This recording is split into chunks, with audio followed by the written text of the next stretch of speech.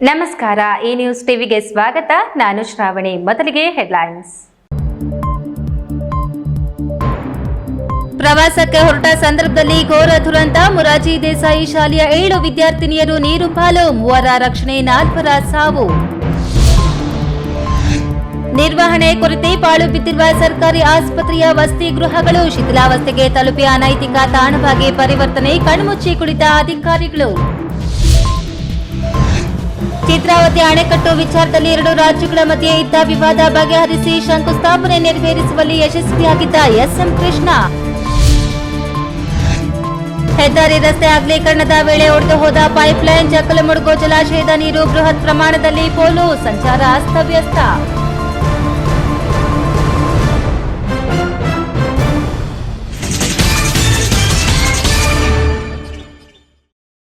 ವಾರ್ತೆಗಳ ವಿವರ. ಅವರೆಲ್ಲ ಪಂಜರದಲ್ಲಿದ್ದು ಕಲಿಯುತ್ತಿದ್ದ ಮಕ್ಕಳು. ಅವರನ್ನ ಒಂದಷ್ಟು ಹೊಸ ಸ್ಥಳಗಳ ವೀಕ್ಷಣೆಗಾಗಿ ಪ್ರವಾಸಕ್ಕೆಂದು ಕರೆದುಕೊಂಡು ಹೋಗಲಾಗಿತ್ತು. ಆದರೆ ವಿಧಿಯಾಟವೂ ಇಲ್ಲ, ಕರೆದುಕೊಂಡು ಹೋಗಿದ್ದವರ ನಿರ್ಲಕ್ಷ್ಯವು.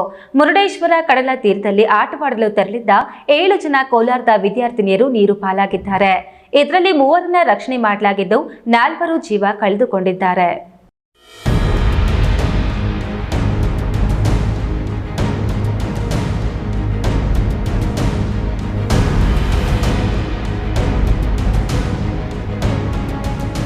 ಮೊರಾರ್ಜಿ ದೇಸಾಯಿ ವಸತಿ ಶಾಲೆಯ ಬಾಗಿಲಲ್ಲಿ ಆತಂಕದಲ್ಲಿ ನೋಡ್ತಿರುವ ಪೋಷಕರು. ನಮ್ಮ ಮಕ್ಕಳಿಗೆ ಏನಾಯಿತೋ ಏನು ಅಂತ ಒಬ್ಬೊಬ್ಬರಾಗಿ ಶಾಲೆ ಎದುರು ಜಮಾಯಿಸ್ತಿರುವ ಪೋಷಕರು. ಮೃತರ ಕುಟುಂಬಗಳಿಗೆ ಸಾಂತ್ವನ ಹೇಳ್ತಿರುವ ಜಿಲ್ಲಾಡಳಿತದ ಅಧಿಕಾರಿಗಳು. ಮತ್ತೊಂದೆಡೆ ಮುರುಡೇಶ್ವರದಲ್ಲಿ ಸಮುದ್ರದಲ್ಲಿ ಪ್ರಾಣ ಬಿಟ್ಟ ಮಕ್ಕಳ ಶವಗಳನ್ನು ತೆಗೆಯುತ್ತಿರುವ ಯೋಧರು. ಈ ಎಲ್ಲ ದೃಶ್ಯಗಳು ಕಂಡುಬಂದದ್ದು ಕೋಲಾರ ಹಾಗೂ ಮುರುಡೇಶ್ವರದಲ್ಲಿ. ಕೋಲಾರ ಜಿಲ್ಲೆ ಮುಳಬಾಗಿಲು ತಾಲೂಕು ಕೊತ್ತೂರು ಮೊರಾರ್ಜಿ ದೇಸಾಯಿ ವಸತಿ ಶಾಲೆಯಿಂದ ಪ್ರವಾಸಕ್ಕೆಂದು ಉತ್ತರ ಕನ್ನಡ ಜಿಲ್ಲೆಯ ಮುರುಡೇಶ್ವರಕ್ಕೆ ತೆರಳಿದ ವಿದ್ಯಾರ್ಥಿಗಳು ಭಟ್ಕಳ ತಾಲೂಕಿನ ಮುರುಡೇಶ್ವರ ಅರಬ್ಬಿ ಸಮುದ್ರದಲ್ಲಿ ಈಜಲು ತೆರಳಿದ್ದ ವಿದ್ಯಾರ್ಥಿಗಳ ಪೈಕಿ 7 ಜನ ವಿದ್ಯಾರ್ಥಿನಿಯರು ನೀರಿನಲ್ಲಿ ಕೊಚ್ಚಿ ಹೋಗಿದ್ದಾರೆ. 3 ವಿದ್ಯಾರ್ಥಿಗಳನ್ನು ರಕ್ಷಣೆ ಮಾಡಿ ಆಸ್ಪತ್ರೆಗೆ ದಾಖಲು ಮಾಡಿ ಚಿಕಿತ್ಸೆ ನೀಡಲಾಗ್ತಿದೆ. ಉಳಿದ 4 ನೀರು ಪಾಲಾಗಿದ್ರು. ಈ ಪೈಕಿ ನಿನ್ನೆಯೇ ಓರ್ವ ವಿದ್ಯಾರ್ಥಿನಿ ಶವ ಹೊರತೆಗೆಯಲಾಗಿತ್ತು. ಉಳಿದ 3 ಜನ ವಿದ್ಯಾರ್ಥಿನಿಯರ ಶವಕ್ಕಾಗಿ ದಕ್ಷಿಣ ಕನ್ನಡ ಜಿಲ್ಲಾಡಳಿತ ಹಾಗೂ ಪೊಲೀಸ್ ಇಲಾಖೆ ಶೋಧ ಕಾರ್ಯ ನಡೆಸಿದ್ದು, ಇಂದು ಮಧ್ಯಾಹ್ನ ಸುಮಾರಿಗೆ ವಿದ್ಯಾರ್ಥಿನಿಯರ ಶವಗಳು ಪತ್ತೆಯಾಗಿದೆ. ಯಶೋಧ ಲಿಪಿಕಾ ವೀಕ್ಷಣಾ ಆಸ್ಪತ್ರೆಯಲ್ಲಿ ಚಿಕಿತ್ಸೆ ಪಡೆದಿದ್ರೆ, ಮುಳಬಾಗಿಲು ತಾಲೂಕಿನ ಪೂಜಾರಹಳ್ಳಿಯ ಶ್ರಾವಂತಿ, ಗಡ್ಡೂರು ಗ್ರಾಮದ ದೀಕ್ಷಾ, ಹೆಬ್ಬಣಿ ಗ್ರಾಮದ ಲಾವಣ್ಯ ಹಾಗೂ ದೊಡ್ಡಘಟ್ಟ ಗ್ರಾಮದ ವಂದನಾ ಮೃತ ವಿದ್ಯಾರ್ಥಿನಿಯರು. ಈ ವಿಷಯ ತಿಳಿದಿದ್ದಂತೆ ಮೊರಾರ್ಜಿ ದೇಸಾಯಿ ವಸತಿ ಶಾಲೆಯ ಬಳಿ ಮಕ್ಕಳ ಪೋಷಕರು ಆತಂಕದಲ್ಲಿ 100 ಸಂಖ್ಯೆಯಲ್ಲಿ ಜಮಾಯಿಸಿ ತಮ್ಮ ಆಕ್ರೋಶ ಹೊರಹಾಕಿದ್ದಾರೆ. ಪ್ರವಾಸಕ್ಕೆಂದು ಕರೆದುಕೊಂಡು ಹೋಗಿ ನಮ್ಮ ಮಕ್ಕಳನ್ನ ಬೇಜವಾಬ್ದಾರಿಯಿಂದ ನಡೆಸಿಕೊಂಡು ಮಕ್ಕಳ ಜೀವ ಕಳೆದಿದ್ದಾರೆ ಅಂತ ಆಕ್ರೋಶ ಹೊರಹಾಕಿದ್ದಾರೆ. ಮೊರಾರ್ಜಿ ಸ್ಕೂಲಿಂದ ಶೈಕ್ಷಣಿಕ ಏರಿಯಾರು ಕರ್ಕೊಂಡು ಹೋಗಿದ್ದಾರೆ. ಅಲ್ಲಿ ಮುರುಡೇಶ್ವರ ಬ್ರೀಚಲ್ಲಿ 7 ಜನ ಹುಡುಗಿರು ಇದಾಗಿದ್ದಾರೆ ಅಂದ್ಬಿಟ್ಟು ರಾತ್ರಿ ನ್ಯೂಸಲ್ಲಿ ತೋರಿಸ್ತಾ ಇದ್ದಾರೆ. ಈ ಮೇಸ್ಟವರೆಲ್ಲ ಮೇಡಮ್ನವರೆಲ್ಲ ಕರ್ಕೊಂಡು ಹೋಗಿದ್ದಾರೆ. ಬೀಚ್ಗೆ ಹೋಗ್ಬಿಟ್ಟು ಸ್ವಲ್ಪ ಹೆಚ್ಚುಕಮ್ಮಿ ಆಗಿಬಿಟ್ಟಿದೆ. ಅವರು ಜವಾಬ್ದಾರಿಯಿಂದ ನೋಡ್ಕೊಂಡಿರಲ್ಲ ಅನ್ನಲ್ಲ. ಹುಡುಗರೇನೋ ಸ್ವಲ್ಪ ಹೆಚ್ಚುಕಮ್ಮಾಗಿ ಇದಾಗಿದ್ದಾರೆ. ಅವ್ರು ಜವಾಬ್ದಾರಿಯಿಂದ ಹಿರಿಯರು ಕರ್ಕೊಂಡು ಹೋಗಿ ಬರ್ತಾಯಿದ್ರು. ಇಲ್ಲಿ ಸ್ಕೂಲು ಒಳ್ಳೆ ರಿಸಲ್ಟ್ ಕೂಡ ಬಂದಿದೆ. ಬೀಚ್ಗೆ ಹೋಗ್ಬಿಟ್ಟು ಹುಡುಗಿರು ಒಬ್ಬರನ್ನು ಹಿಡ್ಕೊಳಕ್ಕೆ ಹೋಗ್ಬಿಟ್ಟು ರಕ್ಷಣೆ ಹೋಗ್ಬಿಟ್ಟು 3-4 ಜನ ಕೂಡ ಹಿಡ್ಕೊಂಡು ಹೋಗ್ಬಿಟ್ಟಿದೆ. ಅಲ್ಲೇ ಸ್ವಲ್ಪ ಇವರು ಜವಾಬ್ದಾರಿ ನೋಡ್ಕೋಬೇಕಾಗಿತ್ತು. ಯಾಕಂದರೆ ಪೇರೆಂಟ್ಸ್ ಕರ್ಕೊಂಡು ಹೋಗಿದ್ರೆ ಇಷ್ಟೊಂದು ಅನಾಹುತ ಬರ್ತಾ ಇರಲಿಲ್ಲ. ಸರ್ಕಾರದವ್ರು ಏನು ಮಾಡ್ತಾರೆ ಅಂದರೆ ಶೈಕ್ಷಣಿಕ ಪ್ರವಾಸ ಅಂತ ಇದು ಮಾಡ್ತಾರೆ. ಅದ್ರ ಜೊತೆಗೆ ಪೇರೆಂಟ್ಸ್ ಒಬ್ಬೊಬ್ಬರನ್ನ ಇದು ಮಾಡಿಬಿಟ್ರೆ ಪೇರೆಂಟ್ಸ್ ಖರ್ಚೆಲ್ಲ ನಾವೇ ಭರಿಸ್ಕೊತೀವಿ. ಅದೊಂದು ಇದು ಮಾಡಿಬಿಟ್ರೆ ಆ ಜವಾಬ್ದಾರಿ ನಾವು ನಮ್ಮ ಮಕ್ಕಳನ್ನು ನಾವು ಎತ್ತವ್ರು ನಮ್ಗೆ ಇರುವಷ್ಟು ಪ್ರೀತಿ ಅವ್ರಿಗಿರಲ್ಲ. ಅವ್ರು ಯಾಕಂದರೆ 46 ಜನ ಅಂದರೆ ಎಲ್ಲಂದರೆ 6 ಜನ ಹೋದ್ರೆ ಎಲ್ಲಂದ್ರೆ ಯಾರನ್ನ ಹುಡ್ಕೋದವರು. ಇನ್ನು ಮೊರಾರ್ಜಿ ದೇಸಾಯಿ ವಸತಿ ಶಾಲೆಯಲ್ಲಿ 260 ಜನ ಮಕ್ಕಳಿದ್ದು, ಈ ಪೈಕಿ 9ನೇ ತರಗತಿಯ 46 ಜನ ಮಕ್ಕಳನ್ನು ಇದೇ ಭಾನುವಾರ ಶೈಕ್ಷಣಿಕ ಪ್ರವಾಸಕ್ಕೆಂದು ಮೊರಾರ್ಜಿ ದೇಸಾಯಿ ವಸತಿ ಶಾಲೆಯ ಪ್ರಾಂಶುಪಾಲೆ ಶಶಿಕಲಾ ಹಾಗೂ 7 ಜನ ಶಿಕ್ಷಕರು ಹೊರಟಿದ್ರು. ನಿನ್ನೆ ಸಂಜೆ 4:30 ಸುಮಾರಿಗೆ ಮುರುಡೇಶ್ವರದ ಬೀಚ್ನಲ್ಲಿ ಆಟವಾಡುವ ವೇಳೆ ನೀರಿನಲ್ಲಿ ಕೊಚ್ಚಿ ಹೋಗಿದ್ರು. ವಿಷಯ ತಿಳಿಯುತ್ತಿದ್ದಂತೆ ಮುಳಬಾಗಿಲು ಶಾಸಕ ಸಮೃದ್ಧಿ ಮಂಜುನಾಥ್ ವಾಹನ ವ್ಯವಸ್ಥೆ ಮಾಡಿ ಮಕ್ಕಳ ಪೋಷಕರನ್ನ ಮುರುಡೇಶ್ವರಕ್ಕೆ ಕಳಿಸುವ ವ್ಯವಸ್ಥೆ ಮಾಡಿದ್ರು. ಅಲ್ಲದೆ ಬೆಳಗ್ಗೆಯೇ ತಾವು ಕೂಡ ಮುರುಡೇಶ್ವರಕ್ಕೆ ತೆರಳಿ ಮಕ್ಕಳಿಗೆ ಧೈರ್ಯ ಹೇಳುವ ಕೆಲಸ ಮಾಡಿದ್ರು. ಅಲ್ಲದೆ ಘಟನೆಗೆ ಕಾರಣರಾದ ಅಧಿಕಾರಿಗಳನ್ನ ತರಾಟೆಗೆ ತೆಗೆದುಕೊಂಡಿದ್ದಾರೆ. ಇನ್ನು ಕೊತ್ತೂರು ಗ್ರಾಮದ ಮೊರಾರ್ಜಿ ದೇಸಾಯಿ ವಸತಿ ಶಾಲೆಯ ಬಳಿ ಆತಂಕದಲ್ಲಿ ಸೇರಿರುವ ನೂರಾರು ಪೋಷಕರು ತಮ್ಮ ತಮ್ಮ ಮಕ್ಕಳನ್ನ ಮಾತಾಡಿಸಿಕೊಂಡು ತೆರಳುತ್ತಿದ್ರು. ಅಲ್ಲದೆ ಮುಳಬಾಗಿಲು ತಹಶೀಲ್ದಾರ್ ಗೀತಾ ಸಹ ಭೇಟಿ ನೀಡಿ ಮಾಹಿತಿ ಪಡೆದರಲ್ಲದೆ ಮೃತರ ಗ್ರಾಮಕ್ಕೆ ತೆರಳಿ ಕುಟುಂಬಸ್ಥರಿಗೆ ಸಾಂತ್ವನ ಹೇಳಿದ್ರು. ಅಲ್ಲದೆ ಕರ್ನಾಟಕ ವಸತಿ ಶಿಕ್ಷಣ ಸಂಸ್ಥೆಗಳ ಕಾರ್ಯನಿರ್ವಾಹಕ ನಿರ್ದೇಶಕ ಕಾಂತರಾಜು ಘಟನೆಯಲ್ಲಿ ಬೇಜವಾಬ್ದಾರಿತನ ನಿರ್ಲಕ್ಷ್ಯ ವಹಿಸಿದ ಶಾಲಾ ಪ್ರಾಂಶುಪಾಲೆ ಶಶಿಕಲಾ ಅವರನ್ನು ಅಮಾನತು ಮಾಡಿದ್ದು 6 ಜನ ಅತಿಥಿ ಉಪನ್ಯಾಸಕರು ಮತ್ತು ಡಿ ಗ್ರೂಪ್ ಸಿಬ್ಬಂದಿಯನ್ನ ಕೆಲಸದಿಂದ ವಜಾ ಮಾಡಿ ಆದೇಶಿಸಿದ್ದಾರೆ. ಇನ್ನು ಘಟನೆಯಲ್ಲಿ ಮೃತಪಟ್ಟ ವಿದ್ಯಾರ್ಥಿಗಳಿಗೆ ಸಿಎಂ ಸಿದ್ದರಾಮಯ್ಯ ತಮ್ಮ ಎಕ್ಸ್ ಖಾತೆಯಲ್ಲಿ ಸಾಂತ್ವನ ಹೇಳಿ ಕ್ರೈಸ್ ಸಂಸ್ಥೆಯಿಂದ ಮೃತರ ಕುಟುಂಬಗಳಿಗೆ 5 ಲಕ್ಷ ಪರಿಹಾರ ನೀಡುವಂತೆ ಸೂಚನೆ ನೀಡಿದ್ದಾರೆ. ಒಟ್ನಲ್ಲಿ ಶೈಕ್ಷಣಿಕ ಪ್ರವಾಸ ಹಾಗೂ ಮನೋರಂಜನೆಗೆಂದು ತೆರಳಿದ್ದ ವಿದ್ಯಾರ್ಥಿಗಳು ಹಾಗೂ ಶಿಕ್ಷಕರ ಪ್ರವಾಸ ದುರಂತ ಅಂತ್ಯ ಕಂಡಿದ್ದು, ಈ ಪೈಕಿ 4 ವಿದ್ಯಾರ್ಥಿನಿಯರು ನೀರು ಪಾಲಾಗಿದ್ದು, ಹೊಸ ಪ್ರಪಂಚವನ್ನು ನೋಡಿ ರಂಜನೆಗೆಂದು ಹೋದ ಮಕ್ಕಳು ಇಹಲೋಕವನ್ನೇ ತ್ಯಜಿಸುವಂತಾಗಿದ್ದು ನಿಜಕ್ಕೂ ವಿಪರ್ಯಾಸವೇ ಸರಿ. A news bureau, Kolar. ಆಸ್ಪತ್ರೆಯ ವೈದ್ಯರು ಮತ್ತು ಸಿಬ್ಬಂದಿಗೆಂದು ಲಕ್ಷಾಂತರ ರೂಪಾಯಿಗಳ ವೆಚ್ಚದಲ್ಲಿ ಗೌರಿಬಿದನೂರು ತಾಲೂಕಿನ ತೊಂಡಿಬಾವಿಯಲ್ಲಿ ನಿರ್ಮಿಸಿರುವ 8 ವಸತಿ ಗೃಹಗಳು ನಿರ್ವಹಣೆಯ ಕೊರತೆಯಿಂದ ಪಾಳು ಬಿದ್ದು ಶಿಥಿಲಾವಸ್ಥೆ ತಲುಪಿರುವುದಲ್ಲದೆ ಅನೈತಿಕ ಚಟುವಟಿಕೆಗಳ ತಾಣವಾಗಿ ಪರಿವರ್ತನೆಯಾಗಿವೆ. ಈ ಕುರಿತು ಒಂದು ವರದಿ.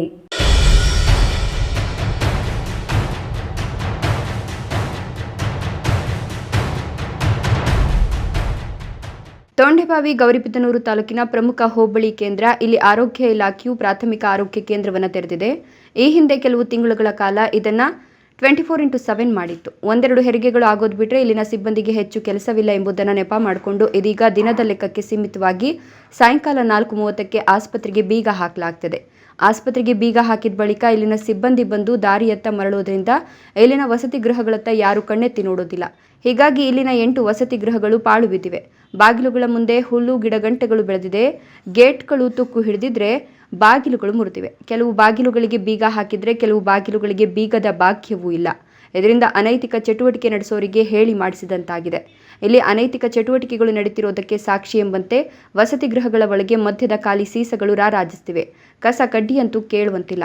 ಸಾರ್ವಜನಿಕರ ತೆರಿಗೆಯ ಲಕ್ಷಾಂತರ ರೂಪಾಯಿಗಳನ್ನು ಖರ್ಚು ಮಾಡಿ ನಿರ್ಮಿಸಿದ ಕಟ್ಟಡಗಳನ್ನು ಬಳಸದೆ ಅವುಗಳನ್ನು ನಿರ್ವಹಣೆಯನ್ನು ಮಾಡದೆ ಪಾಳು ಬಿಡುವ ಮೂಲಕ ಸರ್ಕಾರಕ್ಕೆ ನಷ್ಟ ಉಂಟು ಮಾಡಿರುವುದು ಸ್ಪಷ್ಟವಾಗಿ ಕಂಡುಬರುತ್ತಿದೆ. ಇಲಾಖೆಯು ಸಿಬ್ಬಂದಿಯ ಉಪಯೋಗಕ್ಕೆಂದು ಕಟ್ಟಡಗಳನ್ನು ನಿರ್ಮಿಸಿಕೊಟ್ಟು ಅವುಗಳನ್ನು ಬಳಸಲು ನೀಡಿ ಸಂಬಳದಲ್ಲಿ ನೀಡುವ ಮನೆ ಬಾಡಿಗೆ ಭತ್ಯೆಯನ್ನು ಸರ್ಕಾರ ಲಪಟಾಯಿಸಿಕೊಳ್ಳುವ ಮೂಲಕ ತನ್ನ ಖರ್ಚು ಮಾಡಿದ ಹಣವನ್ನು ವಾಪಸ್ ಪಡೀತದೆ. ಆದರೆ ಅವುಗಳನ್ನು ಯಾರು ಬಳಸ್ತಿದ್ರೆ ಸರ್ಕಾರದ ಹಣ 100ರಷ್ಟು ಪೋಲಾದಂತೆ ಆಗ್ತದೆ ಅಂತಾರೆ ವಕೀಲ ದಿನೇಶ್. ಇನ್ನು ತಾಲೂಕು ಆರೋಗ್ಯಾಧಿಕಾರಿ ಡಾಕ್ಟರ್ ಚಂದ್ರಮೋಹನ್ ರೆಡ್ಡಿ ಈ ಬಗ್ಗೆ ಪ್ರತಿಕ್ರಿಯಿಸಿ, ಕಳೆದ 30 ವರ್ಷಗಳ ಹಿಂದೆ ನಿರ್ಮಿಸಿದ ವಸತಿ ಗೃಹಗಳು ಅವು. ಆಸ್ಪತ್ರೆಯು 24x7 ಆಗಿದ್ದಾಗ ಅವುಗಳನ್ನು ಬಳಸ್ತಾ ಇದ್ರು. ಅದು ಬದಲಾದ ಮೇಲೆ ಅಲ್ಲಿ ಯಾರು ವಾಸಿಸ್ತಾ ಇಲ್ಲ. ಪರಿಶೀಲಿಸ್ತೇವೆ. ಸಮೀಪದಲ್ಲೇ ದಲಿತರ ಕಾಲೋನಿ ಇರೋದ್ರಿಂದ ಹಾಗೆ ಅನೈತಿಕ ಚಟುವಟಿಕೆಗಳಿಗೆ ಬಳಕೆ ಆಗ್ತಾ ಇರಬಹುದು ಅಂತ ಹೇಳಿದ್ದಾರೆ. ಪ್ರದೀಪ್, ಈ ನ್ಯೂಸ್ ಟಿವಿ, ಗೌರಿಬಿದನೂರು.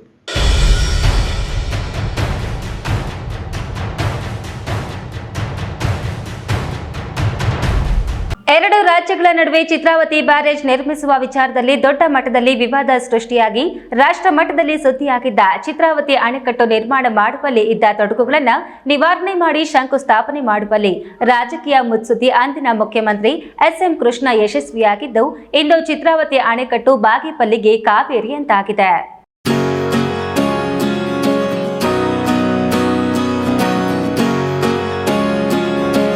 ಬರದಿಂದ ತತ್ತರಿಸುತ್ತಿದ್ದ ಬಾಗೇಪಲ್ಲಿಯಲ್ಲಿ ಫ್ಲೋರೈಡ್ ಸಮಸ್ಯೆಯಿಂದ ಜನ ಹೈರಾಣಾಗಿ ಹೋಗಿದ್ರು.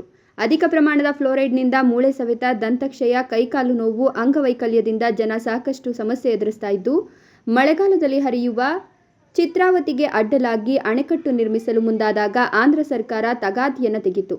ಆಂಧ್ರ ಗಡಿಗೆ ಹೊಂದಿಕೊಂಡಿರುವ ಇಲ್ಲಿ ಬ್ಯಾರೇಜ್ ನಿರ್ಮಾಣದಿಂದ ಆಂಧ್ರ ಪ್ರದೇಶದ ಕೆರೆಗಳಿಗೆ ಬರ್ತಿರುವ ನೀರು ಸ್ಥಗಿತವಾಗಿ ನಮಗೆ ತೊಂದರೆಯಾಗ್ತಿದೆ ಅಂತ ಕೇಂದ್ರ ಸರ್ಕಾರಕ್ಕೆ ದೂರು ಸಲ್ಲಿಸಿತ್ತಲ್ಲದೆ ಪ್ರತಿಭಟನೆಗಳು ನಡೆದಿತ್ತು. ಪ್ರತಿಯಾಗಿ ಚಿತ್ರಾವತಿ ಉಳಿಸಿ ಎಂದು ಬಾಗೇಪಲ್ಲಿಯಿಂದ ಆಂಧ್ರ ಪ್ರದೇಶದ ಗಡಿವರೆಗೆ ವಿವಿಧ ಸಂಘಟನೆಗಳು ಬೃಹತ್ ಪ್ರಮಾಣದಲ್ಲಿ ರ್ಯಾಲಿ ನಡೆಸಿದ್ದು ಸಂಘರ್ಷಕ್ಕೆ ನಾಂದಿಯಾಗಿತ್ತು. ರಾಜ್ಯದಲ್ಲಿ ಅಧಿಕಾರದಲ್ಲಿದ್ದ ಅಂದಿನ ಮುಖ್ಯಮಂತ್ರಿ ಎಸ್ಎಂ ಕೃಷ್ಣ ಕೇಂದ್ರ ಸರ್ಕಾರದ ಮೇಲೆ ಒತ್ತಡ ತಂದು ಇದು ಕುಡಿಯುವ ನೀರಿಗಾಗಿ ಮಾಡ್ತಿರುವ ಚಿಕ್ಕ ಅಣೆಕಟ್ಟು, ಬಾಗೇಪಲ್ಲಿ ತಾಲೂಕಿನಲ್ಲಿ ಫ್ಲೋರೈಡ್ನಿಂದ ಜನ ಸಂಕಷ್ಟ ಎದುರಿಸುತ್ತಿದ್ದಾರೆ ಎಂದು ಕೇಂದ್ರ ಜಲಮಂಡಳಿಗೆ ಮನವರಿಕೆ ಮಾಡಿ ಬ್ಯಾರೇಜ್ ನಿರ್ಮಾಣಕ್ಕೆ ಶಂಕುಸ್ಥಾಪನೆ ನೆರವೇರಿಸಿದರು.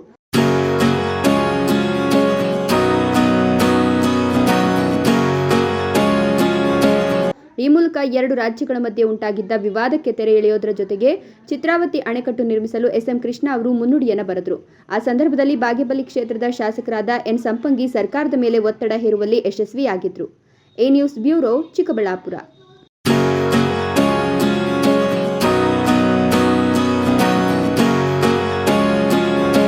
ಇದೀಗ ವಿರಾಮದ ನಂತರ ಈ ನ್ಯೂಸ್ ಟಿವಿ ಮುಂದುವರಿಯುತ್ತದೆ.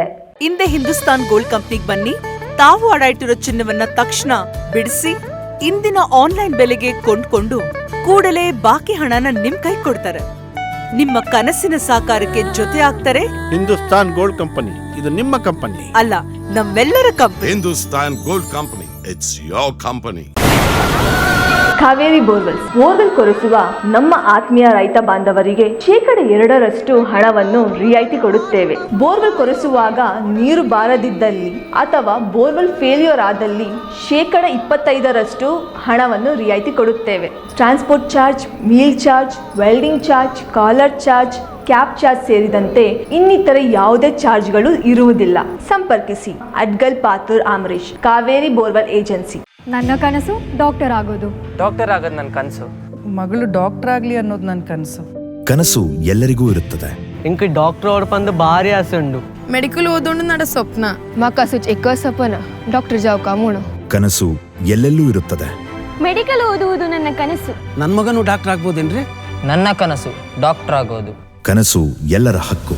ಆದರೆ ಕನಸು ನನಸಾಗಲು ಬೇಕು ನಂಬಿಕೆ, ಛಲ ಮತ್ತು ಪರಿಶ್ರಮ. Neat academy. ವಿರಾಮದ ನಂತರ ಈ ನ್ಯೂಸ್ ಟಿವಿಗೆ ಸ್ವಾಗತ. ಈಗ ಮಳೆ ಇಲ್ಲ, ಚಳಿನೂ ಇಲ್ಲ. ಆದರೆ ಚಿಕ್ಕಬಳ್ಳಾಪುರ ಎಂಜಿ ರಸ್ತೆಯಲ್ಲಿ ತುಂಬಿ ಹರಿದ ನೀರಿನಿಂದ ಕೆರೆಯಂತಾಗಿ ಚರಂಡಿ ಹಿಡಿಸಲಾರದಷ್ಟು ನೀರು ಪೋಲಾಗುತ್ತಿತ್ತು. ರಸ್ತೆಯಲ್ಲಿ ಓಡಾಡುವ ದ್ವಿಚಕ್ರ, ತ್ರಿಚಕ್ರ, ಕಾರು, ಲಾರಿ, ಬಸ್ಸು ಓಡಾಟಕ್ಕೂ ಅಡ್ಡಿಯುಂಟಾಗಿತ್ತು. ರಸ್ತೆ ಅಗಲೀಕರಣಕ್ಕಾಗಿ ಹೊಸದಾಗಿ ನಡೆಯುತ್ತಿರುವ ಕಾಮಗಾರಿ ವೇಳೆ ಚರಂಡಿ ತೋಡುವಾಗ ಜಕ್ಕಲಮಡುಗು ಪೈಪ್ಲೈನ್ ಹೊಡೆದು ಹೋಗಿ ರಸ್ತೆ ತುಂಬೆಲ್ಲ ನೀರು ಬೃಹತ್ ಮಟ್ಟದಲ್ಲಿ ಹರಿದಿದೆ. ಹೌದು, ನೀವು ನೋಡ್ತಿರೋ ಇಷ್ಟೊಂದು ದೊಡ್ಡ ಮಟ್ಟದ ನೀರು ಹರಿಯುತ್ತಿರುವುದು ಚಿಕ್ಕಬಳ್ಳಾಪುರ ನಗರದ ಎಂಜಿ ರಸ್ತೆ ದರ್ಗಾ ಮುಂದೆ.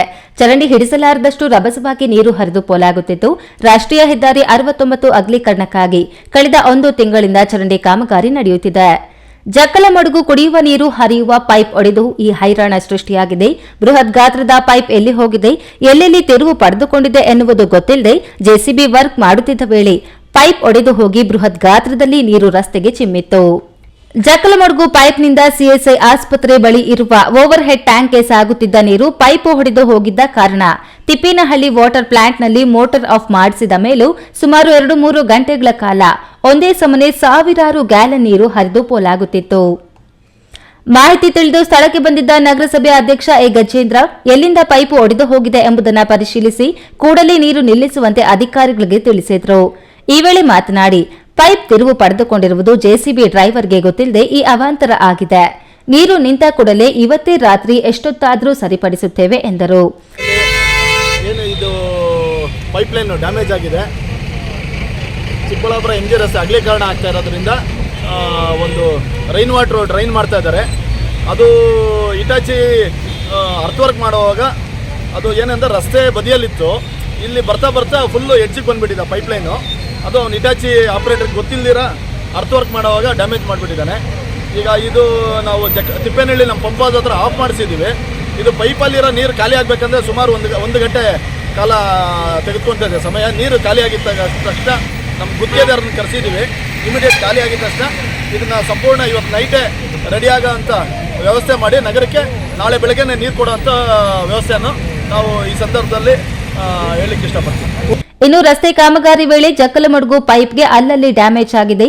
ಅದರಿಂದ ಚರಂಡಿ ನೀರು ಕುಡಿಯೋ ನೀರಿಗೆ ಸೇರಿಕೊಳ್ಳುತ್ತಿದೆ ಎಂಬ ಸಾರ್ವಜನಿಕರ ಆರೋಪವನ್ನ ಅಲ್ಲೆಗಳಿದ ಅಧ್ಯಕ್ಷರು ಹಾಗೆ ಆಗಿಲ್ಲ, ಆಗಿದ್ದು ಕಂಡು ಬಂದ್ರೆ ಕೂಡಲೇ ಸೈಟ್ ಮ್ಯಾನೇಜರ್ಗೆ ಹೇಳಿ ಸರಿಪಡಿಸುತ್ತೇವೆ ಎಂದು ತಿಳಿಸಿದರು. ಕ್ಯಾಮೆರಾ ಪರ್ಸನ್ ಅಶ್ವಥ್ ಜೊತೆ ಕೆಎಸ್ ನಾರಾಯಣಸ್ವಾಮಿ, ಈ ನ್ಯೂಸ್ ಟಿವಿ, ಚಿಕ್ಕಬಳ್ಳಾಪುರ.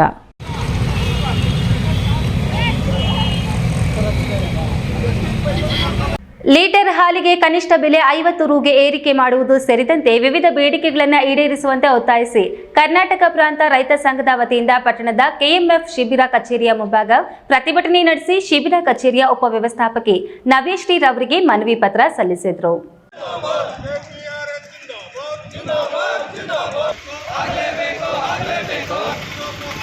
ಗುಡಿಬಂಡೆ ಪಟ್ಟಣದ ಕೆಎಂಎಫ್ ಶಿಬಿರ ಕಚೇರಿ ಮುಂಭಾಗ ಹಮ್ಮಿಕೊಂಡಿದ್ದ ಪ್ರತಿಭಟನೆಯಲ್ಲಿ ಕರ್ನಾಟಕ ಪ್ರಾಂತ ರೈತ ಸಂಘದ ಜಯರಾಮರೆಡ್ಡಿ ಮಾತನಾಡಿ, ಗುಡಿಬಂಡೆ ತಾಲೂಕು ಹಿಂದುಳಿದ ಪ್ರದೇಶವಾಗಿದ್ದು ಜನರ ಆರ್ಥಿಕ ಪರಿಸ್ಥಿತಿ ತುಂಬಾ ಕ್ಲಿಷ್ಟ ಪರಿಸ್ಥಿತಿಯಲ್ಲಿದೆ. ರೈತರು ಹಾಗೂ ಕೃಷಿ ಕೂಲಿಕಾರರು ನಿಗದಿತ ಆದಾಯ ಪಡೆಯುವ ಉದ್ದೇಶದಿಂದ ಹೈನುಗಾರಿಕೆಯತ್ತ ಮುಖ ಮಾಡಿದ್ದಾರೆ. ಜೊತೆಗೆ ಸಾಲ ಮಾಡಿ ಹಸುಗಳನ್ನು ಖರೀದಿ ಮಾಡಿ ಜೀವನ ರೂಪಿಸಿಕೊಳ್ತಿದ್ದಾರೆ. ಆದರೆ ಸರ್ಕಾರಗಳು ಮಾತ್ರ ಹೈನುಗಾರರ ಮೇಲೆ ದಬ್ಬಾಳಿಕೆ ನಡೆಸುತ್ತಿದೆ. ಹೈನುಗಾರಿಕೆಗೆ ಸಿಗಬೇಕಾದ ಸೌಲಭ್ಯಗಳನ್ನು ದೊರಕಿಸದೆ ಅವರಿಗೆ ಅನ್ಯಾಯ ಮಾಡುತ್ತಿದೆ. ಸರ್ಕಾರದಿಂದ ನೀಡಬೇಕಾದ ಪ್ರೋತ್ಸಾಹಧನವನ್ನು ಸಹ ನೀಡದೆ ನಿರ್ಲಕ್ಷ್ಯ ವಹಿಸಿದೆ. ಜೊತೆಗೆ ಹೈನುಗಾರಿಕೆಯನ್ನು ಬಹುರಾಷ್ಟ್ರೀಯ ಕಂಪನಿಗಳಿಗೆ ಒಪ್ಪಿಸುವಂತಹ ಹುನ್ನಾರಗಳು ಸಹ ನಡೀತಿವೆ. ಆದ್ದರಿಂದ ಸರ್ಕಾರಗಳು ಕೂಡಲೇ ಹೈನುಗಾರರ ಸಮಸ್ಯೆಗಳನ್ನು ಬಗೆಹರಿಸದೇ ಇದ್ದರೆ ಮುಂದಿನ ದಿನಗಳಲ್ಲಿ ಉಗ್ರ ಹೋರಾಟ ಹಮ್ಮಿಕೊಳ್ಳಲಾಗುತ್ತೆ ಅಂತ ಎಚ್ಚರಿಕೆ ಕೊಟ್ಟರು. ಇದನ್ನು ಕೃಷಿಯಕ್ಕಾಗಿ ಮತ್ತು ಅದರ ಜೊತೆಯಲ್ಲಿ ಹೈನುಗಾರಿಕೆಯನ್ನು ಕೂಡ ಮಾಡ್ತಾ ಇದ್ದಾರೆ. ನಮಗೆ ಬೆಲೆಗಳು ಸಿಗ್ತಾ ಇದೆ. ಅದೇ ರೀತಿಯಲ್ಲಿ ರೈತರು ಈಗ ಹೈನುಗಾರಿಕೆಯಲ್ಲಿ ತೊಡಗಿರುವಂಥ ರೈತರು ಸುಮಾರು ನಮ್ಮ ಜಿಲ್ಲೆಯಲ್ಲಿ 60-70% ಜನರು ಹೈನುಗಾರಿಕೆಯನ್ನು ಅವಲಂಬಿತ ಮಾಡಿದ್ದಾರೆ. ಆದರೆ ಅವರಿಗೆ ಈಗ ಮುಖಂಡ ಮುನಿಕೃಷ್ಣಪ್ಪ ಮಾತನಾಡಿ, ಹೈನುಗಾರರು ಪೂರೈಕೆ ಮಾಡುವಂತಹ ಲೀಟರ್ ಹಾಲಿಗೆ 31 ರೂಪಾಯಿ ನೀಡುತ್ತಿದ್ದಾರೆ. ಇದರಿಂದ ಹಾಲು ಉತ್ಪಾದಕರಿಗೆ ಅನ್ಯಾಯವಾಗ್ತಿದೆ. ಈ ದರವನ್ನು 50 ರೂಪಾಯಿಗಳಿಗೆ ಏರಿಕೆ ಮಾಡಬೇಕು. ಗೋಹತ್ಯೆ ನಿಷೇಧ ಕಾಯ್ದೆಯಿಂದಲೂ ಹೈನುಗಾರರಿಗೆ ಸಮಸ್ಯೆಯಾಗಿದ್ದು, ಈ ಕಾಯ್ದೆಯನ್ನು ವಾಪಸ್ ಪಡಿಬೇಕು ಅಂತ ಆಗ್ರಹಿಸಿದ್ರು. ಈ ವೇಳೆ ಕರ್ನಾಟಕ ಪ್ರಾಂತ ರೈತ ಸಂಘದ ಮುಖಂಡರಾದ ಮುನಿಕೃಷ್ಣಪ್ಪ, ತಾಲೂಕು ಕಾರ್ಯದರ್ಶಿ ಆದಿನಾರಾಯಣಸ್ವಾಮಿ, ವೆಂಕಟರಾಜು, ಜಯರಾಮರೆಡ್ಡಿ, ರಾಜಪ್ಪ, ಸೀನಪ್ಪ, ದೇವರಾಜು, ರಮಣ, ಸೋಮಶೇಖರ್ ರೆಡ್ಡಿ, ಗಂಗರಾಜು, ಪುರುಷೋತ್ತಮ್, ನವೀನ್ ಕುಮಾರ್, ನರೇಂದ್ರ ಸೇರಿದಂತೆ ಹಲವರು ಹಾಜರಿದ್ದರು. ಮಂಜುನಾಥ್ ಪಿ, ಈ ನ್ಯೂಸ್ ಟಿವಿ, ಗುಡಿಬಂಡೆ. ಇಂದಿನ ಮಕ್ಕಳೇ ನಾಡಿನ ಪ್ರಜೆಗಳು. ಮಕ್ಕಳಿಗೆ ಅವರ ಹಕ್ಕುಗಳ ಬಗ್ಗೆ ಅರಿವು ಮೂಡಿಸುವ ಕಾರ್ಯಕ್ರಮವನ್ನು ಪ್ರತಿ ಪಂಚಾಯಿತಿಯ ಗ್ರಾಮ ಸಭೆಯಿಂದ ಸಾಧ್ಯವಾಗುತ್ತದೆ.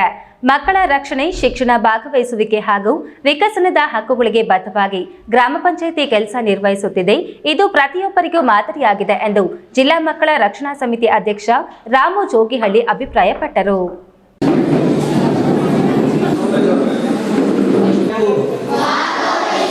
ಕೇಂದ್ರ ಸರ್ಕಾರದ ಮಹತ್ವಾಕಾಂಕ್ಷೆಯ ಬೇಟಿ ಬಚಾವೋ ಬೇಟಿ ಪಢಾವೋ ಅಭಿಯಾನದ ಅಡಿಯಲ್ಲಿ ಬೆಂಗಳೂರು ಗ್ರಾಮಾಂತರ ಜಿಲ್ಲೆಯ ತ್ಯಾಮಗೊಂಡ್ಲು ಹೋಬಳಿಯ ಕಳಲುಘಟ್ಟ ಗ್ರಾಮ ಪಂಚಾಯಿತಿ, ಗ್ರಾಮೀಣಾಭಿವೃದ್ಧಿ ಮತ್ತು ಪಂಚಾಯತ್ ರಾಜ್ ಇಲಾಖೆ, ಜಿಲ್ಲಾ ಹಾಗೂ ತಾಲೂಕು ಪಂಚಾಯತ್ ಸಹಯೋಗದಲ್ಲಿ ಆಯೋಜಿಸಲಾಗಿದ್ದ 2024-25ನೇ ಸಾಲಿನ ಮಕ್ಕಳ ಗ್ರಾಮ ಸಭೆಯನ್ನು ವಿಭಿನ್ನವಾಗಿ ಆಯೋಜಿಸಿದ್ರು.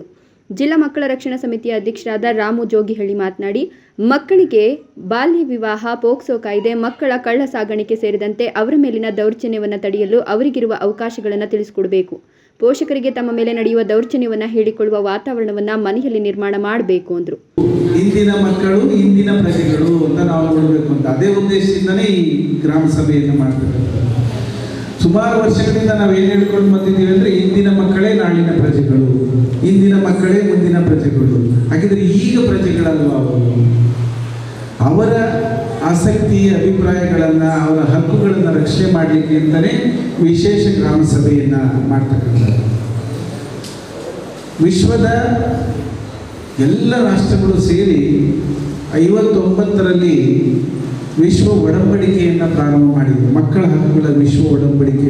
ಕಳಲುಘಟ್ಟ ಗ್ರಾಮ ಪಂಚಾಯಿತಿ ಅಧ್ಯಕ್ಷೆ ಸೌಮ್ಯ ಮಾತನಾಡಿ, ಮಕ್ಕಳ ಗ್ರಾಮ ಸಭೆಗಳು ಮಕ್ಕಳ ಸಮಸ್ಯೆಗಳನ್ನು ಹಾಗೂ ಹಕ್ಕುಗಳನ್ನು ಅರಿಯಲು ಸೂಕ್ತ ವೇದಿಕೆಯಾಗಿದೆ. ಕಳೆದ 4 ವರ್ಷದಿಂದ ನಮ್ಮ ವ್ಯಾಪ್ತಿಯಲ್ಲಿ 12 ಸರ್ಕಾರಿ ಶಾಲೆ ಹಾಗೂ 12 ಅಂಗನವಾಡಿ ಕೇಂದ್ರಗಳಿಗೆ ವಿಶೇಷ ಆದ್ಯತೆ ಮೇರೆಗೆ ಸಾಕಷ್ಟು ಮೂಲಭೂತ ಸೌಕರ್ಯಗಳನ್ನು ಒದಗಿಸಿದ್ದೇವೆ. ಮಕ್ಕಳ ರಕ್ಷಣೆ ನಮ್ಮೆಲ್ಲರ ಹೊಣೆ. ಅವರಿಗೆ ಗುಣಾತ್ಮಕ ಶಿಕ್ಷಣವನ್ನು ನೀಡುವಲ್ಲಿ ಪಂಚಾಯಿತಿಯ ಸಹಕಾರ ಇದ್ದೇ ಇರ್ತದೆ ಎಂದರು. ಗ್ರಾಮ ಸಭೆ ಅಂತಕ್ಕಂಥದ್ದು ಅವಶ್ಯಕತೆ ಇದೆ. ಮಕ್ಕಳುಗಳು 18 ವರ್ಷ ವಯಸ್ಸಿಗಿಂತ ಕೆಳಗಿರ್ತಕ್ಕಂಥ 6ರಿಂದ 18 ವಯಸ್ಸಿನ ಮಕ್ಕಳುಗಳು ತಮ್ಮ ಅಹವಾಲುಗಳನ್ನು ಹೇಳ್ಕೊಳ್ಳೋದಕ್ಕೆ, ಬೇಡಿಕೆಗಳನ್ನು ಹೇಳ್ಕೊಳ್ಳೋದಕ್ಕೆ, ಅವರ ಒಂದು ಆತ್ಮೋತ್ತರಗಳನ್ನ ಹೇಳ್ಕೊಳ್ಳೋದಕ್ಕೆ ಒಂದು ವೇದಿಕೆಯನ್ನು ನಾವು ಸೃಜನೆ ಮಾಡ್ಕೋತೀವಿ. ಅದನ್ನು ನಾವು ಮಕ್ಕಳ ಗ್ರಾಮ ಸಭೆ ಅಂತ ಕರಿತೀವಿ. ಮಕ್ಕಳ ಗ್ರಾಮ ಸಭೆ ಶುರುವಾಗೋದಕ್ಕಿಂತ ಮೊದಲು 1950 ಅವಾಗ ನೋಡಿ ಈಗಿನಷ್ಟು ಮುಂದುವರೆದಿಲ್ಲ. ಈ ಸಂದರ್ಭದಲ್ಲಿ ಪಿಡಿಒ ಗೀತಾಮಣಿ, ಅಂಜನಾಮೂರ್ತಿ, ಗ್ರಾಮ ಪಂಚಾಯಿತಿ ಸದಸ್ಯರಾದ ಹರೀಶ್, ನರಸಿಂಹಮೂರ್ತಿ, ಮೇಲ್ವಿಚಾರಕಿ ಸುಜಾತ, ಸಿಆರ್ಪಿ ಸುಕನ್ಯಾ, ಕಾರ್ಯದರ್ಶಿ ನಾಚಾರಮ್ಮ, ಪಂಚಾಯಿತಿ ಸಿಬ್ಬಂದಿ ಹಾಜರಿದ್ದರು. ರಾಮ್ಪ್ರಸಾದ್ ಕೆಆರ್, ಈ ನ್ಯೂಸ್ ಟಿವಿ, ನೆಲಮಂಗಲ.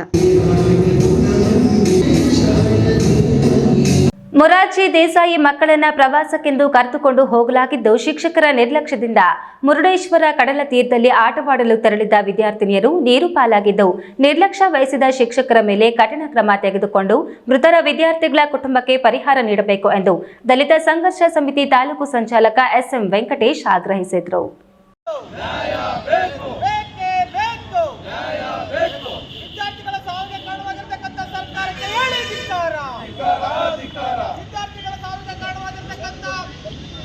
ಕೋಲಾರ ಜಿಲ್ಲೆ ಮುಳಬಾಗಿಲು ತಾಲೂಕು ಎಂ ಕೊತ್ತೂರು ಮೊರಾರ್ಜಿ ದೇಸಾಯಿ ವಸತಿ ಶಾಲೆಯಿಂದ ಪ್ರವಾಸಕ್ಕೆಂದು ಉತ್ತರ ಕನ್ನಡ ಜಿಲ್ಲೆಯ ಮುರುಡೇಶ್ವರಕ್ಕೆ ತೆರಳಿದ್ದ ವಿದ್ಯಾರ್ಥಿಗಳು ಬಟ್ಟಳ ತಾಲೂಕಿನ ಮುರುಡೇಶ್ವರ ಅರಬ್ಬಿ ಸಮುದ್ರದಲ್ಲಿ ಈಜಲು ತೆರಳಿದ್ದ ವಿದ್ಯಾರ್ಥಿಗಳ ಪೈಕಿ 7 ಜನ ವಿದ್ಯಾರ್ಥಿನಿಯರು ನೀರಿನಲ್ಲಿ ಕೊಚ್ಚಿ ಹೋಗಿದ್ದಾರೆ. 3 ಜನರ ರಕ್ಷಣೆ ಮಾಡಿ ಆಸ್ಪತ್ರೆಗೆ ದಾಖಲು ಮಾಡಿ ಚಿಕಿತ್ಸೆ ನೀಡಲಾಗುತ್ತಿದ್ದರೆ ಉಳಿದ 4 ನೀರು ಪಾಲಾಗಿದ್ದರು. ಈ ಪೈಕಿ ನಿನ್ನೆಯೇ ಓರ್ವ ವಿದ್ಯಾರ್ಥಿನಿ ಶವ ಹೊರತೆರೆಯಲಾಗಿತ್ತು. ಉಳಿದ 3 ಜನ ವಿದ್ಯಾರ್ಥಿನಿಯರ ಶವಕ್ಕಾಗಿ ದಕ್ಷಿಣ ಕನ್ನಡ ಜಿಲ್ಲಾಡಳಿತ ಹಾಗೂ ಪೊಲೀಸ್ ಇಲಾಖೆ ಶೋಧ ಕಾರ್ಯ ನಡೆಸಿದ್ದು, ವಿದ್ಯಾರ್ಥಿನಿಯರ ಶವಗಳು ಪತ್ತೆಯಾಗಿದ್ದು, ವಿದ್ಯಾರ್ಥಿನಿಯರ ಸಾವಿಗೆ ಶಿಕ್ಷಕರ ನಿರ್ಲಕ್ಷ್ಯ ಕಾರಣವಾಗಿದ್ದು, ಕಠಿಣ ಕ್ರಮ ಕೈಗೊಳ್ಳಬೇಕು ಎಂದು ದಲಿತ ಸಂಘರ್ಷ ಸಮಿತಿ ತಾಲೂಕು ಸಂಚಾಲಕ ಎಸ್ಎಂ ವೆಂಕಟೇಶ್ ಮಾಲೂರು ಪಟ್ಟಣದ ಪೊಲೀಸ್ ಠಾಣೆ ಮುಂಭಾಗ ಘೋಷಣೆ ಕೂಗಿ ಪೊಲೀಸರ ಮೂಲಕ ರಾಜ್ಯದ ಮುಖ್ಯಮಂತ್ರಿಗಳಿಗೆ ದೂರು ನೀಡಿದರು. ಈ ವೇಳೆ ದಲಿತ ಸಂಘರ್ಷ ಸಮಿತಿ ತಾಲೂಕು ಸಂಚಾಲಕ ಎಸ್ಎಂ ವೆಂಕಟೇಶ್ ಮಾತನಾಡಿ, ಪ್ರವಾಸಕ್ಕೆಂದು ಕರೆದುಕೊಂಡು ಹೋಗಿ ಬೇಜವಾಬ್ದಾರಿಯಿಂದ ನಡೆಸಿಕೊಂಡ ಶಿಕ್ಷಕರು ವಿದ್ಯಾರ್ಥಿನಿಯರ ಜೀವ ಕಳೆದಿದ್ದಾರೆ. ಮೊರಾರ್ಜಿ ದೇಸಾಯಿ ವಸತಿ ಶಾಲೆಯಲ್ಲಿ 260 ಜನ ಮಕ್ಕಳಿದ್ದು, ಈ ಪೈಕಿ 9ನೇ ತರಗತಿಯ 46 ಜನ ಮಕ್ಕಳನ್ನು ಇದೇ ಭಾನುವಾರ ಶೈಕ್ಷಣಿಕ ಪ್ರವಾಸಕ್ಕೆಂದು ಮೊರಾರ್ಜಿ ದೇಸಾಯಿ ವಸತಿ ಶಾಲೆಯ ಪ್ರಾಂಶುಪಾಲೆ ಶಶಿಕಲಾ ಹಾಗೂ 7 ಜನ ಶಿಕ್ಷಕರು ಹೊರಟಿದ್ರು. ನಿನ್ನೆ ಸಂಜೆ 4:30 ಸುಮಾರಿಗೆ ಮುರುಡೇಶ್ವರದ ಬೀಚ್ನಲ್ಲಿ ಆಟವಾಡುವ ವೇಳೆ ನೀರಿನಲ್ಲಿ 7 ವಿದ್ಯಾರ್ಥಿಗಳು ಕೊಚ್ಚಿ ಹೋಗಿದ್ದು, 3ರನ್ನ ರಕ್ಷಣೆ ಮಾಡಲಾಗಿದ್ದು, 4 ಸಾವನ್ನಪ್ಪಿದ್ದಾರೆ. ಶಾಲೆಯ ಪ್ರಾಂಶುಪಾಲರು ಹಾಗೂ ಶಿಕ್ಷಕರು ಅವರ ಸಿಬ್ಬಂದಿ ವರ್ಗದ ಅಜಾಗರೂಕತೆ, ನಿರ್ಲಕ್ಷ್ಯ ಧೋರಣೆಯೇ ಕಾರಣವಾಗಿದ್ದು, ಪ್ರಾಂಶುಪಾಲರು ಮತ್ತು ಸಿಬ್ಬಂದಿ ವರ್ಗದ ಮೇಲೆ ಕಾನೂನು ರೀತಿಯ ಕ್ರಮ ಜರುಗಿಸಿ ನೊಂದ ಕುಟುಂಬಗಳಿಗೆ ರು 25 ಲಕ್ಷ ರುಗಳಂತೆ ಪರಿಹಾರ ಹಾಗೂ ಕುಟುಂಬದಲ್ಲಿ ಒಬ್ಬ ಸದಸ್ಯರಿಗೆ ಸರ್ಕಾರಿ ನೌಕರಿಯನ್ನ ನೀಡಬೇಕೆಂದು ದಲಿತ ಸಂಘರ್ಷ ಸಮಿತಿ ತಾಲೂಕು ಸಂಚಾಲಕ ಎಸ್ಎಂ ವೆಂಕಟೇಶ್ ಒತ್ತಾಯಿಸಿದರು. ಇವತ್ತು ಕೋಲಾರ ಜಿಲ್ಲೆ ಮುಳಬಾಗಿಲು ತಾಲೂಕು ಎಂ ಕೊತ್ತೂರು ಮೊರಾರ್ಜಿ ಪ್ರೌಢಶಾಲೆಯ 9ನೇ ತರಗತಿ ವಿದ್ಯಾರ್ಥಿನಿಗಳನ್ನು ಮುರುಡೇಶ್ವರಕ್ಕೆ ಉತ್ತರ ಕನ್ನಡ ಜಿಲ್ಲೆಯ ಮುರುಡೇಶ್ವರಕ್ಕೆ ಪ್ರವಾಸಕ್ಕೆ ಕರೆದುಕೊಂಡು ಹೋಗಿ ಇವತ್ತು ಆ ಪ್ರವಾಸದ ಮುರುಡೇಶ್ವರದ ಸಮುದ್ರದಲ್ಲಿ ಇವತ್ತು ವಿದ್ಯಾರ್ಥಿನಿಯರು 4 ಜನ ವಿದ್ಯಾರ್ಥಿನಿಯರು ನೀರು ಪಾಲಾಗಿದ್ದಾರೆ. ಅದರಲ್ಲಿ ಜೊತೆಯಲ್ಲಿ ಹೋಗಿರ್ತಕ್ಕಂಥ ಪ್ರಾಂಶುಪಾಲರು, ಶಿಕ್ಷಕರು ಆ ವಿದ್ಯಾರ್ಥಿನಿಯರ ಕ್ಷೇಮ ಮತ್ತು ಸಮಾಚಾರವನ್ನು ಸರಿಯಾದ ರೀತಿಯಲ್ಲಿ ನೋಡಿಕೊಂಡಿದ್ರೆ ಇವತ್ತು ಆ ವಿದ್ಯಾರ್ಥಿನಿಯರ ಸಾವು ಆಗ್ತಾ ಇರಲಿಲ್ಲ. ಕುಟುಂಬಕ್ಕೆ ಏನು ಸಾವನ್ನಪ್ಪಿದ್ದಾರೆ ಅವರ ಕುಟುಂಬಕ್ಕೆ 25 ಲಕ್ಷ ರುಗಳ ಪರಿಹಾರವನ್ನು ಕೊಡಬೇಕು ಹಾಗೂ ಅವರ ಕುಟುಂಬಕ್ಕೆ ಒಂದು ಸರ್ಕಾರಿ ನೌಕರಿಯನ್ನು ಕೊಡಬೇಕು ಅಂತೇಳಿ ಇವತ್ತು ಕರ್ನಾಟಕ ದಲಿತ ಸಂಘರ್ಷ ಸಮಿತಿ ಒತ್ತಾಯಿಸ್ತಾ ಈ ಸಂದರ್ಭದಲ್ಲಿ ದಲಿತ ಸಂಘರ್ಷ ಸಮಿತಿ ಜಿಲ್ಲಾ ಸಂಚಾಲಕ ಚವ್ವೇನಹಳ್ಳಿ ವಿಜಿ, ತಾಲೂಕು ಸಂಘಟನಾ ಸಂಚಾಲಕ ನಾರಾಯಣಸ್ವಾಮಿ, ಮುರಳಿ, ಶಾಮಣ್ಣ ಹಾಗೂ ಇನ್ನು ಮುಂತಾದವರು ಭಾಗವಹಿಸಿದ್ರು. Keshav, A news TV, Malur.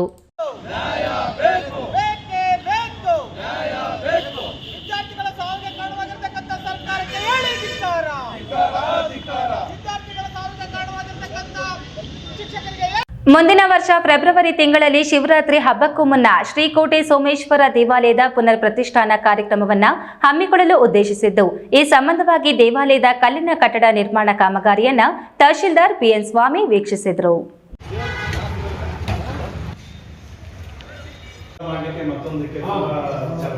Sidlaghatta ನಗರದ ಕೋಟೆ ವೃತ್ತದ ಬಳಿ ಪುನರ್ ನಿರ್ಮಾಣವಾಗುತ್ತಿರುವ ಶ್ರೀಕೋಟೆ ಸೋಮೇಶ್ವರ ಸ್ವಾಮಿ ದೇವಾಲಯದ ಕಾಮಗಾರಿಯನ್ನು ತಹಶೀಲ್ದಾರ್ ಬಿಎನ್ ಸ್ವಾಮಿ ವೀಕ್ಷಿಸಿದರು. ಕೋಟೆ ವೃತ್ತದಲ್ಲಿನ ಪುರಾಣ ಪ್ರಸಿದ್ಧ ಶ್ರೀ ಸೋಮೇಶ್ವರ ದೇವಾಲಯದ ಜೀರ್ಣೋದ್ಧಾರ ಕೆಲಸ ಭರದಿಂದ ಸಾಗಿದೆ. ಮುಜರಾಯಿ ಇಲಾಖೆಗೆ ಸೇರಿದ 100 ವರ್ಷಗಳ ಇತಿಹಾಸವಿರುವ ದೇವಾಲಯ ಶಿಥಿಲವಾದ್ದರಿಂದ ಪೂಜೆ ಪುನಸ್ಕಾರಗಳು ನಿಂತಿತ್ತು. ಇದೀಗ ದೇವಾಲಯವನ್ನು ಸುಮಾರು 2 ಕೋಟಿ ರೂಪಾಯಿ ವೆಚ್ಚದಲ್ಲಿ ಜೀರ್ಣೋದ್ಧಾರ ಮಾಡಲಾಗುತ್ತಿದೆ. ಮುಂದಿನ ವರ್ಷ ಫೆಬ್ರವರಿ ತಿಂಗಳಲ್ಲಿ ಶಿವರಾತ್ರಿ ಹಬ್ಬಕ್ಕೂ ಮುನ್ನ ಜೀರ್ಣೋದ್ಧಾರ ಹಾಗೂ ಪುನರ್ ಪ್ರತಿಷ್ಠಾಪನಾ ಕಾರ್ಯಕ್ರಮವನ್ನು ಹಮ್ಮಿಕೊಳ್ಳಲು ಉದ್ದೇಶಿಸಿದ್ದು, ಈ ಸಂಬಂಧವಾಗಿ ದೇವಾಲಯದ ಕಲ್ಲಿನ ಕಟ್ಟಡ ನಿರ್ಮಾಣ ಕಾಮಗಾರಿಯನ್ನು ತಹಶೀಲ್ದಾರ್ ಬಿಎನ್ ಸ್ವಾಮಿ ವೀಕ್ಷಿಸಿದರು. ಈ ಸಂದರ್ಭದಲ್ಲಿ ಮಾತನಾಡಿದ ತಹಶೀಲ್ದಾರ್ ಬಿಎನ್ ಸ್ವಾಮಿ, ನಗರದ ಹೃದಯ ಭಾಗದಲ್ಲಿರುವ ಸುಮಾರು 900 ವರ್ಷಗಳಷ್ಟು ಹಳೆಯದಾದ ಶ್ರೀ ಸೋಮೇಶ್ವರ ದೇವಾಲಯ ಕಟ್ಟಡವು ಶಿಥಿಲಗೊಂಡಿತ್ತು. ಕಳೆದ ಹಲವು ವರ್ಷಗಳಿಂದಲೂ ಪೂಜೆ ನಿಂತಿದ್ದು, ದೇವಾಲಯ ಕಟ್ಟಡದ ಬಳಿ ಸಣ್ಣ ಗುಡಿಯಲ್ಲಿ ದೇವರ ಮೂರ್ತಿಯನ್ನು ಪ್ರತಿಷ್ಠಾಪಿಸಿ ಅಲ್ಲಿ ಪೂಜೆ ನಡೆಸಲಾಗುತ್ತಿತ್ತು. ಇದೀಗ ದೇವಾಲಯದ ಭಕ್ತರು ಹಾಗೂ ನಗರದ ಪ್ರಮುಖರನ್ನು ಒಳಗೊಂಡ ಶ್ರೀಕೋಟೆ ಸೋಮೇಶ್ವರ ದೇವಾಲಯ ಅಭಿವೃದ್ಧಿ ಟ್ರಸ್ಟ್ ರಚಿಸಿ ಸರ್ಕಾರ, ಭಕ್ತರು, ದಾನಿಗಳು, ಸ್ಥಳೀಯ ಶಾಸಕರು ಸೇರಿದಂತೆ ಹಲವರಿಂದ ಹಣ ಸಂಗ್ರಹಿಸಿ ದೇವಾಲಯ ಕಟ್ಟಡವನ್ನು ನಿರ್ಮಿಸಲಾಗುತ್ತಿದೆ. ತುಂಬಾ ಸುಂದರವಾಗಿ ದೇವಾಲಯ ನಿರ್ಮಾಣವಾಗುತ್ತಿದೆ. ಇಡೀ ತಾಲೂಕಿನಲ್ಲಿ ಅತ್ಯಂತ ಆಕರ್ಷಕ ದೇವಸ್ಥಾನ ಇದಾಗಲಿದೆ. ಸರ್ಕಾರದ ನೆರವನ್ನು ಸಾಧ್ಯವಾದಷ್ಟು ಒದಗಿಸಲು ಪ್ರಯತ್ನಿಸುತ್ತೇನೆ ಎಂದರು. ಪುರಾತನ ಕಾಲದ ಸೋಮೇಶ್ವರ ದೇವಾಲಯ ಒಂದು ಅಭಿವೃದ್ಧಿ ಕಾರ್ಯಕ್ರಮ ಪ್ರಗತಿ ಪರಿಶೀಲನೆ ಭೇಟಿ ಮಾಡಿದೆ. ತುಂಬ ಅಚ್ಚುಕಟ್ಟಾಗಿ ಎಲ್ಲ ಭಕ್ತಾದಿಗಳು ಇವರ ನಮ್ಮ ನಾಗರಾಜ ನಾಗರಾಜ ಹೆಚ್ಚು ಇನ್ವಾಲ್ವ್ ಆಗಿ ಅದರ ಜೊತೆಗೆ ಅವರ ಜೊತೆ ಕೈ ಜೋಡಿಸಿರುವ ಎಲ್ಲರೂ ಸೇರಿ ತುಂಬ ಚೆನ್ನಾಗಿ ಅಚ್ಚುಕಟ್ಟಾಗಿ ಮೂಡಿ ಬರ್ತಾ ಇದೆ. ಸೊ ಹಾಗಾಗಿ ಇವತ್ತು ಮಾಧ್ಯಮ ಮಿತ್ರರು ಕೂಡ ಇದನ್ನು ಸುದ್ದಿ ಮಾಡಿದರು ನಾವು ಇವತ್ತಿನ ಪತ್ರಿಕೆಯಲ್ಲಿ, ಅದನ್ನು ಕೂಡ ವೀಕ್ಷಣೆ ಮಾಡಿದೆ. ಹಾಗಾಗಿ ಒಂದು ಬಾರಿ ಭೇಟಿ ಮಾಡಿ ಇದು ಹೇಗೆ ಪ್ರಗತಿ ಆಗ್ತಾ ಇದೆ, ಏನಾದರೂ ನಮ್ಮ ಕಡೆಯಿಂದ ಅವರಿಗೆ ಸಹಕಾರ ಅಗತ್ಯ ಇದೆಯಾ ಅನ್ನೋ ಒಂದು ವಿಚಾರವಾಗಿ ಬಂದು ಭೇಟಿ ಮಾಡಿದೆ. ತುಂಬ ಚೆನ್ನಾಗಿ ಬಂದಿದೆ. ಈಗಾಗಲೇ ದೇವಾಲಯದ ಗರ್ಭಗುಡಿ, ಗೋಪುರ, ಪ್ರಾಂಗಣ, ಸಭಾಂಗಣ, ದೇವಾಲಯದ ಎದುರು ಧ್ವಜಸ್ತಂಭ ನಿರ್ಮಾಣ ಪೂರ್ಣಗೊಂಡಿದೆ. ದೇವಾಲಯದ ಪಕ್ಕದಲ್ಲಿ ಅರ್ಚಕರಿಗೆ ವಾಸದ ಮನೆ, ಪ್ರಸಾದ ವಿತರಣೆ ಸಭಾಂಗಣ, ಕಚೇರಿಯನ್ನು ನಿರ್ಮಿಸಲಾಗಿದೆ. ಎಲ್ಲವನ್ನ ಕಲ್ಲಿನಲ್ಲಿ ನಿರ್ಮಿಸಿದ್ದು ಸುಂದರ ಕೆತ್ತನೆ ಕಣ್ಮನ ಸೆಳೆತಿದೆ. ಕಳೆದೊಂದು ವರ್ಷದಿಂದಲೂ ನಿರಂತರವಾಗಿ ದೇವಾಲಯ ಕಟ್ಟಡ ಕಾಮಗಾರಿ ನಡೀತಾ ಇದ್ದು ಈಗಾಗಲೇ 75% ಮುಗಿದಿದ್ದು ಫೆಬ್ರವರಿ ಒಳಗೆ ಬಾಕಿ ಕಾಮಗಾರಿ ಮುಗಿಸಿ ಜೀರ್ಣೋದ್ಧಾರಗೊಳಿಸಿ ದೇವಾಲಯ ಕಟ್ಟಡವನ್ನು ಲೋಕಾರ್ಪಣೆಗೊಳಿಸಲು ದೇವಾಲಯ ಅಭಿವೃದ್ಧಿ ಟ್ರಸ್ಟ್ನವರು ಉದ್ದೇಶಿಸಿದ್ದಾರೆ. ಈ ವೇಳೆ ಶ್ರೀ ಸೋಮೇಶ್ವರ ಸ್ವಾಮಿ ದೇವಾಲಯ ಅಭಿವೃದ್ಧಿ ಟ್ರಸ್ಟ್ ಅಧ್ಯಕ್ಷ ಎ ನಾಗರಾಜ್, ಕಾರ್ಯದರ್ಶಿ ಮುರಳಿ, ನಗರಸಭಾ ಅಧ್ಯಕ್ಷ ವೆಂಕಟಸ್ವಾಮಿ, ರೂಪಸಿ ರಮೇಶ್, ತಾಲೂಕು ಆರೋಗ್ಯಾಧಿಕಾರಿ ಡಾಕ್ಟರ್ ವೆಂಕಟೇಶ್ ಮೂರ್ತಿ, ಚಿಕ್ಕಮುನಿಯಪ್ಪ, ಶ್ರೀನಾಥ್, ಮಂಜುನಾಥ್, ನಾಗರಾಜ್ ಹಾಜರಿದ್ದರು. ವೀರಾಪುರ ಮಂಜುನಾಥ್, ಈ ನ್ಯೂಸ್ ಟಿವಿ, ಶಿಡ್ಲಘಟ್ಟ.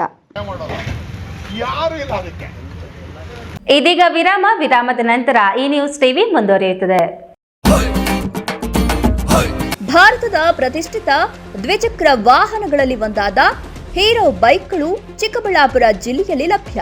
ಉದ್ಯಮಿ ಅಧಿಕೃತ ಡೀಲರ್ ಲಕ್ಷ್ಮೀನಾರಾಯಣ್ ಸಾರಥ್ಯದಲ್ಲಿ ಆರಂಭವಾಗಿರುವ ಶೋರೂಮ್ ಹಲವು ವೈಶಿಷ್ಟ್ಯತೆಗಳಿಂದ ಕೂಡಿದೆ. ಹೀರೋ ಕಂಪನಿಯ ಬೈಕ್ಗಳ ಅಧಿಕೃತ ಮಾರಾಟಗಾರರು ಮತ್ತು ಸರ್ವಿಸ್ ಸೆಂಟರ್ ಸೇವೆಗಳು ಚಿಕ್ಕಬಳ್ಳಾಪುರದಲ್ಲಿ ಈಗ ಲಭ್ಯ. ವಿಳಾಸ ವಿಶಾಲ್ ಮಾರ್ಟ್ ಮುಂಭಾಗ, ಬೇಬಿ ರಸ್ತೆ, ಚಿಕ್ಕಬಳ್ಳಾಪುರ.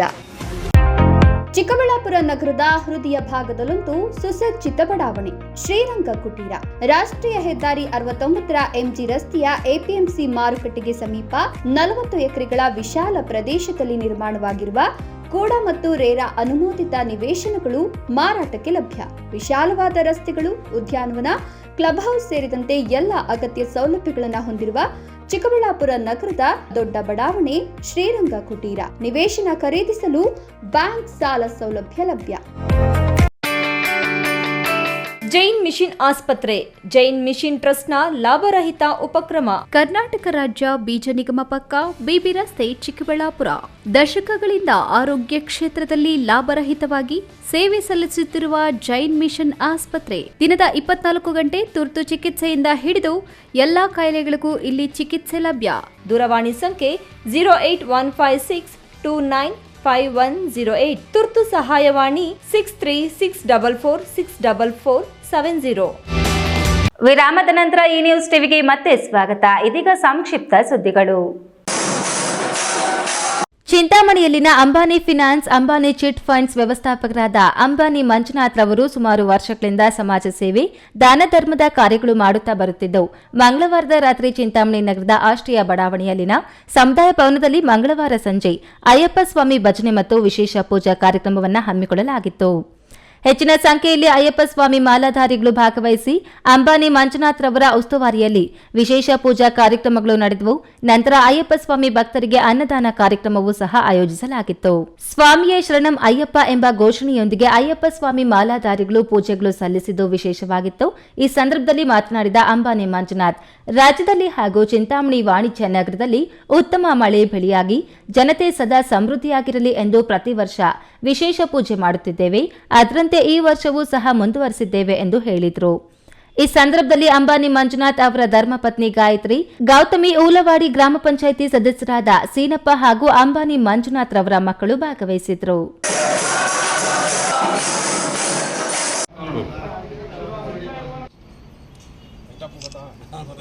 ದೇವನಹಳ್ಳಿ ಪಟ್ಟಣದ ಬಿವಿ ರಸ್ತೆಯಲ್ಲಿರುವ ಪರಿವಾಟ ಗುಟ್ಟದ ಶ್ರೀ ಆಂಜನೇಯ ಸ್ವಾಮಿ ದೇವಾಲಯದಲ್ಲಿ ಸ್ವಾಮಿಗೆ ವಿಶೇಷ ಪೂಜೆಯನ್ನು ನೆರವೇರಿಸಿದ ಬ್ಲಾಕ್ ಕಾಂಗ್ರೆಸ್ನ ಪಂಚ ಗ್ಯಾರಂಟಿ ಯೋಜನೆಗಳ ತಾಲೂಕು ಅಧ್ಯಕ್ಷ ಸಿ ಜಗನ್ನಾಥ್ ಮಾತನಾಡಿ, ಭಕ್ತರನ್ನ ಸೆಳೆಯುವ ಹಾಗೂ ಭಕ್ತಾದಿಗಳ ಇಷ್ಟಾರ್ಥಗಳನ್ನು ಈಡೇರಿಸುವ ಪುರಾತನ ಪರಿವಾಟ ಗುಟ್ಟದಲ್ಲಿರುವ ಶ್ರೀ ಆಂಜನೇಯ ದೇಗುಲವನ್ನು ನೂತನವಾಗಿ ನಿರ್ಮಾಣ ಮಾಡಲು ದೇವನಹಳ್ಳಿ ತಾಲೂಕಿನ ಹಲವು ದಾನಿಗಳು ಕೈಜೋಡಿಸಿದ್ದಾರೆ ಎಂದು ತಿಳಿಸಿದರು.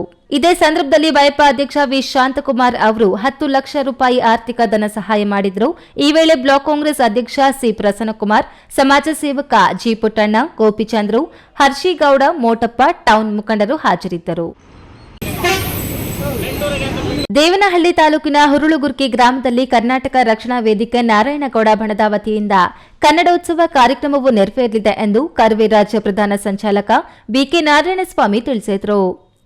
ದೇವನಹಳ್ಳಿ ಪಟ್ಟಣದ ಪತ್ರಕರ್ತರ ಭವನದಲ್ಲಿ ಹಮ್ಮಿಕೊಂಡಿದ್ದ ಸುದ್ದಿಗೋಷ್ಠಿಯಲ್ಲಿ ಬಿಕೆ ನಾರಾಯಣಸ್ವಾಮಿ ಮಾತನಾಡಿ ಡಿಸೆಂಬರ್ 15ರಂದು ಸಂಜೆ 6 ಗಂಟೆಗೆ ನಡೆಯಲಿರುವ ಕನ್ನಡೋತ್ಸವ ಕಾರ್ಯಕ್ರಮಕ್ಕೆ ಕರವೇ ರಾಜ್ಯಾಧ್ಯಕ್ಷರಾದ ಟಿಎ ನಾರಾಯಣಗೌಡರು ಅಧ್ಯಕ್ಷತೆಯನ್ನು ವಹಿಸಲಿದ್ದಾರೆ.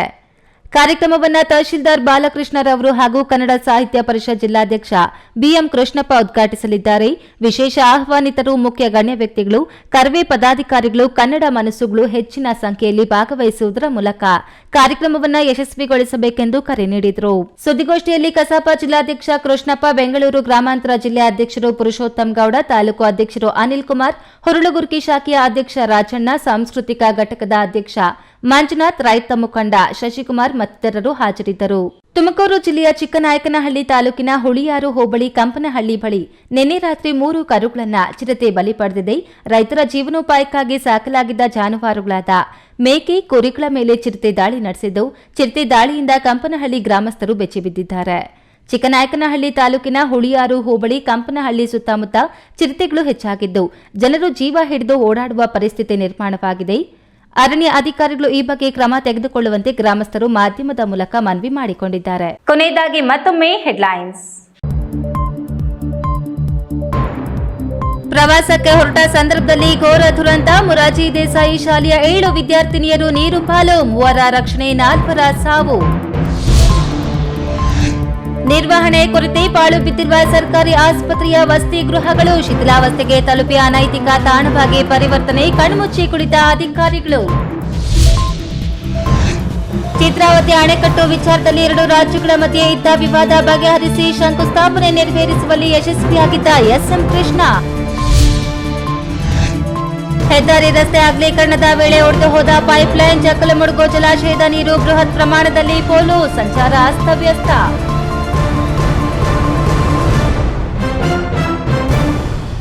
ದಿನನಿತ್ಯದ ಸುದ್ದಿ ಸ್ವಾರಸ್ಯಕ್ಕಾಗಿ ತಪ್ಪದೆ ವೀಕ್ಷಿಸಿ ಈ ನ್ಯೂಸ್ ಟಿವಿ.